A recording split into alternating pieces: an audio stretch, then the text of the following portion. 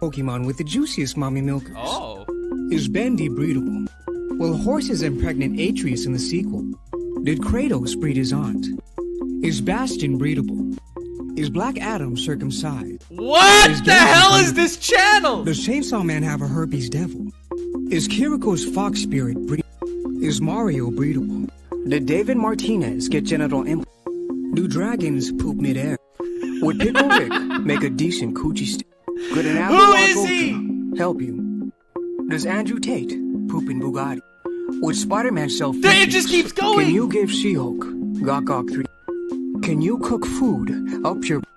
Why don't we mass produce? Can the mighty Thor crush you between her? Can you have babies with Minion? Did Darth Vader's testicles survive Moose? Did Buzz Lightyear ever see Ant? How much does a T-Rex nut? This is my favorite thing now. Who is this guy? Someone please tell me who is this guy. Please. I must know. I want to find him. Did we find him?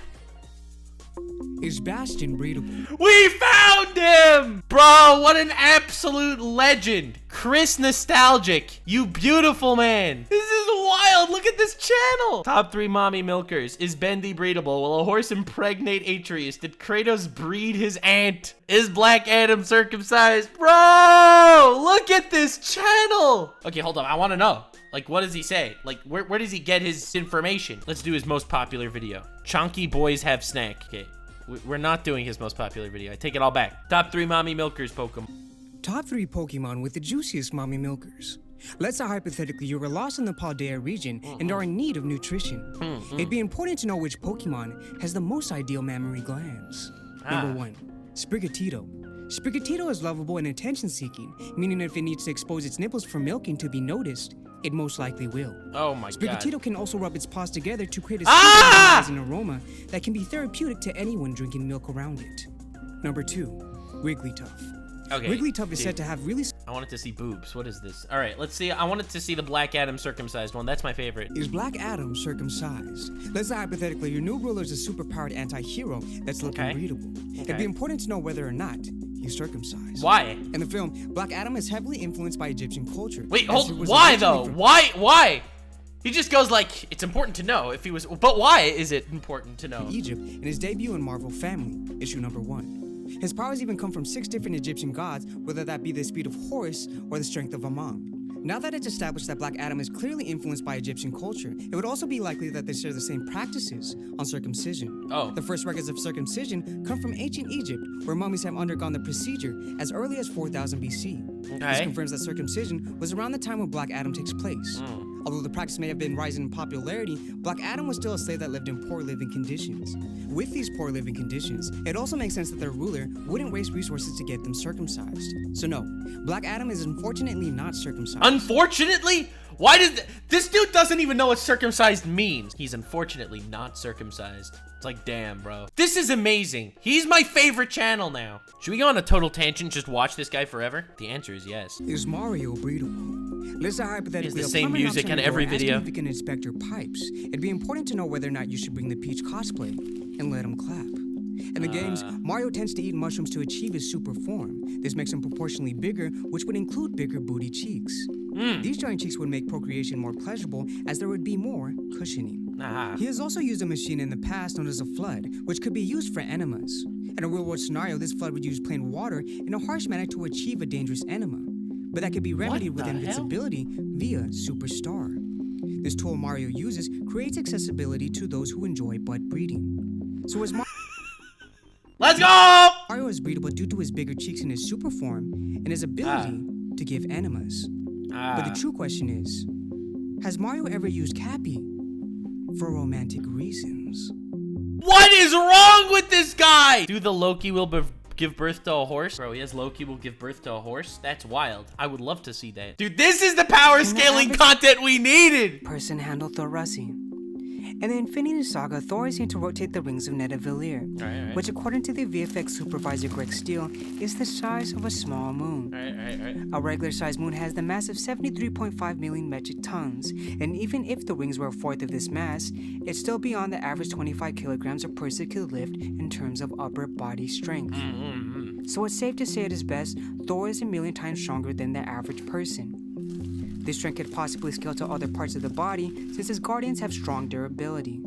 Dude, what is wrong with this guy? Could potentially be a weakness. It would make sense that their physiology would account for that as well, meaning it would have the strength and resistance to repel most powerful foreign objects. In regards to thoracy, it may possibly crush anything that were to enter it if the muscles began to clench. Oh, damn. So no, you can't handle thoracy. But that doesn't mean we can't buy a body pillow. Oh my god, dude. Did Kratos breed his aunt? Let's say hypothetically you're a Greek god about to procreate with a goddess. It'd be important to know if you're related or not. In Greek mythology... Why? They all have sex with their siblings anyway. Who cares if they're related? Inbreeding was popular as one of the earliest gods, Gaia, birthed the Titans with her son Uranus. These Titans would go on to birth the most popular mythological figures, Zeus and Hera. This trend continues with Zeus's son Kratos, who procreates with his great aunt Aphrodite. In God of War 3, Kratos breeds Aphrodite as a favor to help him teleport to Hephaestus. The problem with this situation is the fact that Kratos and Aphrodite are related, as she is either his aunt or sister. The reason why the relationship is unclear is because Aphrodite has two origins. One story reveals that she is born from Uranus' testicle, which was cut off by Kronos, and another says she was the daughter of Zeus and Dione. Regardless of where Aphrodite is in the family tree, she is still related to Kratos, which would mean the nature of their procreation would be a form of inbreeding. But the true question is, does Kratos ever use Mimir for sloppy toppy? Did I love how he ends his videos. But the true question is... Does Chainsaw Man have a herpes devil? Dude, this is my favorite channel ever! A city populated by devils. This is just if Matt Pat was a shit poster instead. I wanted to know whether or not you'll get massive herpes on your balls. In Chainsaw Man, devils are created when enough people fear the correlated thing it embodies. For example, if enough people fear guns, a gun devil appears. But there are also outrageous characters such as the chicken or tomato devil. These devils that existed implies that any fear can manifest into a being, which can include the fear of herpes. Makima even further confirms that STD devils exist in chapter 84, where she lists the fears that slowly faded away, which include Nazis, World War II, and AIDS. The fact that Makima grouped AIDS with other world atrocities suggests that this STD devil... Damn, bro! This fear of AIDS is crossover with herpes, which could be enough for a devil to manifest. The herpes devil could be real. There's definitely a herpes devil. But if this is the case, how powerful is syphilis? What does that mean? What does that mean? Did David Martinez get genital implants? In the cyberpunk universe, genital implants are available to purchase that are used to enhance procreation. Implants in general are a huge part of the anime cyberpunk edgerunners, but the genital implants are barely mentioned. I can't believe why! There's reason to believe that Martinez got these breeding implants due to his affinity for cyberware and to impress his love interest, Lucy. By episode 6, David is shown to have a lot of cyberware installed, and it's even mentioned by his Ripper dog that he feels better in metal than skin, to which the dog replies he's never seen a kid this borged out. This conversation outright states that he loves cyberware over his organic body, meaning it's highly likely that he bought genital implants since he would be comfortable with it than whatever he was born with. Why are you showing these eggs? He is also comfortable sacrificing his humanity to make Lucy happy. He is shown buying lung implants in an effort to impress her, and if he's willing to get these implants for Lucy, he would definitely get genital implants in an effort to impress or make her happy, because that's how much he cares for her. But the real question is, did he ever have sex with a blender? Dude, this is the best thing ever. Make a decent coochie stick. Oh! Hypothetically, the toys by your night. It could lick from the inside! His answer is gonna be yes. However, Pickle Rick probably wouldn't do that because he doesn't show interest in that type of stuff, so maybe not. And aren't doing the trick, and you're in dire need of busting a satisfactory nut. It'd be important to know whether or not a sentient pickle could safely enter a human nussy. One thing to consider about pickles is its main ingredient. Just Professor Lando's side gig right here. Vinegar. Vinegar is an aqueous solution of acidic acid that is corrosive, and it's the reason why many people use it as a household cleaner, because it can dissolve dirt and kill bacteria.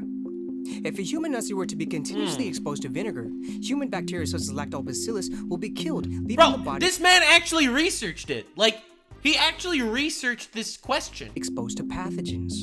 This lactobacillus protects the body from infections and diseases. And if Pickle Rick destroys this essential bacteria, then it would be unsafe to use him for insertion. To conclude, Pickle Rick would make a horrible coochie stick because the vinegar involved would be harmful to the user. Wow. But the real question is, perhaps a mean-six box would be better by the nightstand. By the nightstand. Can you cook food up your booty hole? In cooking, there's a technique known as sous vide, in which various foods are cooked at low temperatures via thermal immersion circulators. This requires the food to be sealed in sous vide bags and are then submerged under water where they are cooked at regulated temperatures. In sous vide, salmon can be cooked at 104 degrees, which is the temperature a human body can reach during fever. Oh my god. However, having high temperatures in the body above 103 increases the risk of hyperprexia, which can cause organ failure and or death. This renders the booty method an unsuitable alternative due to how dangerous it would be. There's also the fact that a booty hole must have enough space so that an immersion circulator can properly disperse heat. If proper conditions are not met, there will be pockets of cold water which will unevenly cook the food. So can we cook food up our booty hole? Unfortunately, no. No! It is too dangerous and our anuses aren't properly equipped to sous vide. I can't believe it. I cannot believe it. Our anuses are not equipped, bro. Is Star-Scourge Radahn an alpha dommy mommy that's breedable? Bro. First, let's assume the player character is 6 feet tall. If that's so, it looks as if 6 player characters make up the height of Radahn, to which we have to estimate is 30 to 36 feet tall. Ah. The penis seems to be 18 times the figure's height in proportion, and my calculations estimate that Radahn's schlong is 24 inches long. Oh my god! Second, the lands between has many sources of sustenance, to the point where Radahn has no reason to eat people, which leads me to believe that he has a doxylania, which is arousal via biting. How does that lead you to that conclusion? It's like, yes, Radahn, he's dying of rot, so he's eating all these rotted corpses, but that must prove that he has an arousal to biting. That's the conclusion. In conclusion, Radahn's massive peen that can easily overpower the average individual, and his biting fetish masked by cannibalism, makes him the ultimate alpha dommy mommy. This is the best video of all time. This is just the best video of all time. This channel is awesome. How many Lego figurines can you This stick is up the your best butt? channel ever. Now, the average human orifice has a diameter of The average human orifice. 6.34 centimeters. To calculate how much the average person can fit up the human rectum, the measurements that will be used is the average height of a stool, which is usually between 10.16 centimeters to 20 centimeters. Now, the average Lego figurine is about 4 centimeters in height, meaning we can have about 5 Lego figurines in our rectum.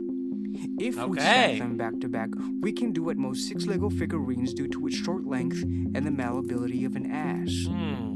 Which means we can put about 30 Lego figurines up our assholes. But just cause we can do it, it doesn't mean it's safe to do so. It can't be! No! No! Dude, this channel is so good! Does Andrew Tate poop in Bugattis? Ooh. As a true innovator, Andrew Tate doesn't poop in toilets because it wouldn't make him happy. Toilets do not involve suffering and therefore creates unhappy people due to how convenient. What a good analysis! He doesn't like happy people, though. If an individual would like to achieve happiness by taking a dump, there must be scarcity to create that sense of gratitude for pooping. That is such an Andrew Tate logic, though. Bugattis are rare, expensive cars that are owned by the rich, and Tate sees these cars as a sufficient place to defecate because it gives a sense of gratitude for how hard he worked for it. In addition, pooping in Bugatti would make him superior to the average male and is a homage to its success. True. Most people can't poop in a Bugatti because most people don't have a Bugatti. He is so smart. In a toilet, no one would see you. But if you parked your Bugatti behind a McDonald's and took a dump on top of it, every woman in the area would notice, and you would therefore become a part of the top 2% of the alpha males. So yes, Andrew Tate does poop in his Bugatti. But if this is the case, why isn't any of this taught in his courses? Who knows? At Hustlers University. My God. I can't believe they don't teach it. Do the Na'vi nut by themselves? Bro, I just can't stop watching this channel. An avatar body and lived among the Na'vi. It'd be important to know whether or not Awa would allow you to bust a nut on that tree you saw the other day. In the Na'vi, minimalism is a huge part of their culture as they're known for preserving ecological harmony and using resources that are only needed for their survival. Busting a nut is most likely permissible as it is said to be great for mental health, which is essential for surviving a dangerous alien forest. There's also the fact that the Na'vi are extremely monogamous, saying to only mate with lifelong partners. The only breeding exceptions in which a partner can mate with another is during a fertility rite. Finding these lifelong partners could take years, which would make busting a nut solo an understandable response for the Na'vi. Of course. But the true question is... Oh, the true question. All right, we gotta guess what the true question is. The true question is, can their tails give sloppy topping? If the Tolkien are intelligent... Okay, my bad. Does this mean they can give the all Na'vi right. consent? All right, okay. To breed them? Okay, all right. You win, Chris Nostalgic. This is insane. Do dragons poop midair? All right, last Do one. dragons poop midair? Let's say hypothetically you live in a poor village in West wouldn't Roos they? near a kingdom filled with dragon riders. It'd be important to know whether or not your house will get nuked by some feces. Although there is no mention of dragon waste in the show, it is mentioned in the novelette Rogue Prince, where Joffrey Velaryon is pushed into dragon droppings. This establishes that dragon poop is canon in the Game of Thrones universe, Well, obviously confirming it's that they can canon. defecate mid-air due to their wild nature. Dragons are said to not be able to be tamed, as exemplified when Drogon eats a child despite being trained by an owner. This reflects on dragons pooping because it elaborates the disregard they have for the people around them. If they're wild animals that eat whatever they please, the same can be said with their bowel movements in which they poop wherever they please. But if this is the case, do any Targaryens have any dragon scat fetishes? All right, we're done. Thank you, Chris Nostalgic, for existing. I love you. Stevie, I don't know what you're gonna do with that one. Somehow turn it into a video. I have faith in you. You can do it. Let's continue the subreddit. Like, subscribe, and follow me on Twitch. Stay weird, fam.